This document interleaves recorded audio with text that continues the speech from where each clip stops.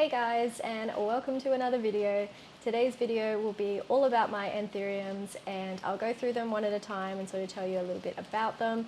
But the point of today's video will be how you can grow Anthuriums which are considered high humidity plants in a low humidity environment. So none of my Anthuriums are growing in a IKEA cabinet or a tent or a greenhouse type of environment. They're growing in ambient conditions.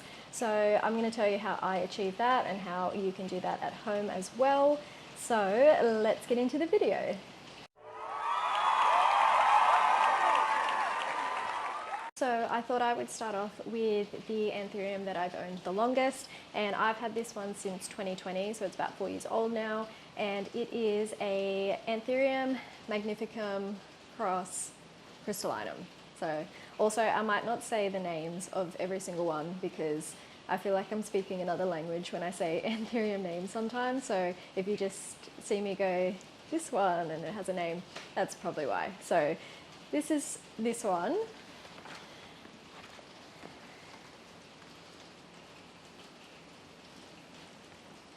And it has a new leaf coming through, which is very exciting. And I think that this plant is pretty easy to take care of. I don't really do anything too special for it. The only thing that is different compared to most of the Anthuriums that I own is I placed this one on a moss pole, and it's using the moss pole. It's not really benefiting from it. It just kind of has it, and it does have a ton of roots inside, so I know that a root system is doing something in there, but it definitely doesn't need one.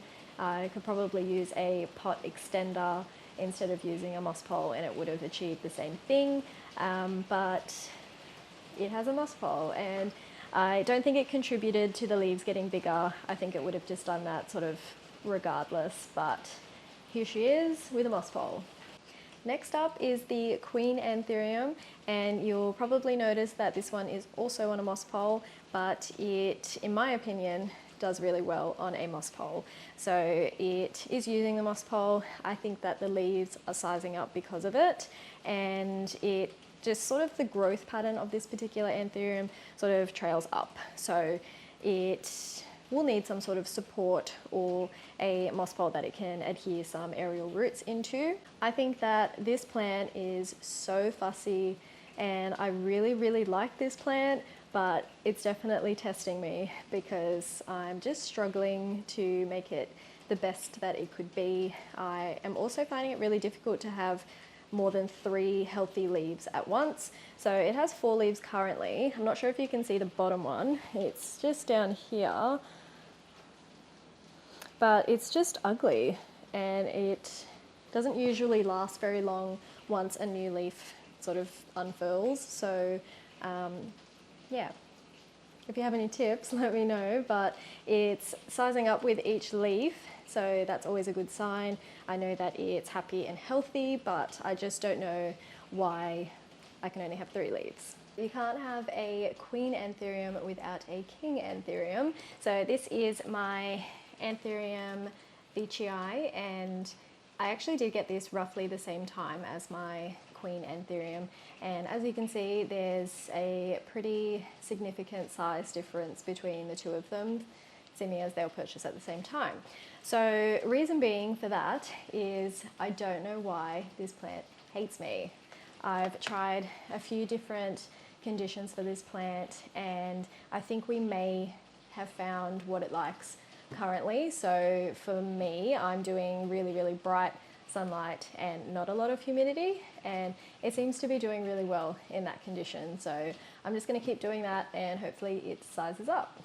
So let's go through the smaller seedling type Anthuriums that I have, and first up is this one. I have no idea what the cross is, so hopefully I can find that out when I edit this, and I'll put it on the screen.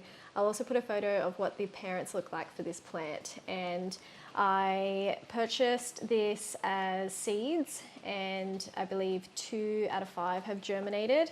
So these are the 2 little survivors here, and it's the first dark Anthurium that I've purchased, so I'm very excited for it to size up to see how beautiful and dark the leaves will get as it starts to get bigger. Another smaller one that I have at the moment, as it was a more recent purchase, is a Anthurium magnificum cross luxurians, and it's pretty easygoing at the minute. I'm not having a lot of struggles with this guy. It's starting to size up now, which is very exciting. It was quite small when I purchased it. So that's it. So lastly, for my smaller Anthuriums is this one over here, which is a Anthurium forgetii cross variegated forgetii, and none of it is variegated, unfortunately, but it's still very cute. And I had grown all of these from seed, so I was pretty successful with this seed batch, and I believe all of them germinated. So I found myself panicking because I had so many seedlings growing and not enough space in my house. So all of them are in one pot together, and it looks kind of cute, I think. And I think because they're not variegated, I don't love it as much as I should. So they're all hanging out in here, and I'm gonna keep doing this for as long as they are happy, I guess. And for now, they're doing okay. Next we have this Anthurium, and I wanted to purchase this for so long, and I ended up buying a seedling from eBay, I think maybe, and it was not this plant. It was something that looked kind of similar, but it definitely didn't have the same sort of leaf look to it. So I hope I still have a photo of that, because I'll put up what it looked like. And I purchased this last year at a plant fair, and it's such an easy plant to grow. It absolutely loves flowering all the time, which is kind of annoying because I have no need for it to flower, so I end up just sort of chopping them off. And yeah, if you're wanting a very easy Anthurium to grow, this is definitely the one to get. And the last Anthurium that I'm going to talk about is my Anthurium forgetii. And if you follow me on TikTok and Instagram, you would have seen this crazy plant because it's really chaotic. It's got one main plant and then I think 2 offshoots, so it's just growing a lot of leaves. It's got one leaf over here that's coming through, and then another one already as well. So it's always growing at least like 2 or 3 leaves at a time, which is crazy. And it's just really crazy. It's really chaotic. This is what it looks like. The leaves are getting pretty big as well on the main stem, and then the smaller sort of offshoots that it has definitely has smaller leaves that it produces. This is another plant that is super easy to take care of. I'm finding I can just kind of put it anywhere and not really even follow a watering schedule well, and it just deals with it and loves life. So I don't know if it's mine in particular that just really is happy, or if forgetiis in general are like that. So how I care for all of these Anthuriums is relatively the same. There's some things that I do that are slightly different, but the main things that I do is provide it a chunky, well-draining soil like an Aroid mix, and I water it very heavily but allow everything to drain out. And I also like to do foliage feeding for this one, so if you can use a kelp-based product and spray the leaves down, especially when a new leaf is coming through, they absolutely love that. And I do like to clean the leaves pretty often with these guys as well, because they have a really beautiful shimmery look to them. So if it's collecting dust and things like that, it just doesn't look as pretty in my opinion. So I do always like to keep the leaves pretty clean. Now, to get to the main topic of this video, which is how to grow them in your house without having to worry about providing high humidity, is the first most important thing that you can do, and probably what you've noticed with most of the Anthuriums that I have, is you want to start as small as possible. So if you're able to grow your Anthurium from a seed or a seedling, that is fantastic, because your plant will adapt to the conditions that your house has. I definitely provide a a bit of extra love and attention to my seedlings. So I will set up a humidifier only when a new leaf is coming through. So it's only really for a few days, not even a week usually. And I just do this so that way when they're a little bit smaller and more fragile, the leaf just has a better chance of coming through and getting heaps bigger, because once it's bigger, it's a lot stronger to keep producing bigger leaves. So once your seedling starts to get a little bit bigger, I wouldn't be using a humidifier anymore, because we want our plant to get used to your house environment, and it's also just annoying to set up one. So if they start to get to more of this size, so it's still quite little, but it's strong enough that it will be able to unfurl its leaves pretty easily.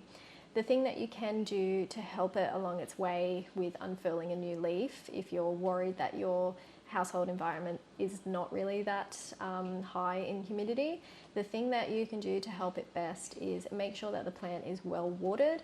So if you water your Anthurium, say once a week, and it's due for a water in like 2 or 3 days time, but a new leaf is unfurling, then I would give it a water then, because it's going to benefit the plant way more than actually cause any problems.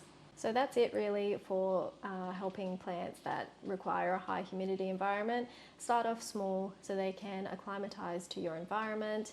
Give it a humidifier when it's really small and fragile, and then as it starts to mature in size, just make sure that you're keeping on top of your watering, and you shouldn't have any problems. Now I will just say that growing your Anthuriums in a greenhouse environment is definitely the better way to grow these plants.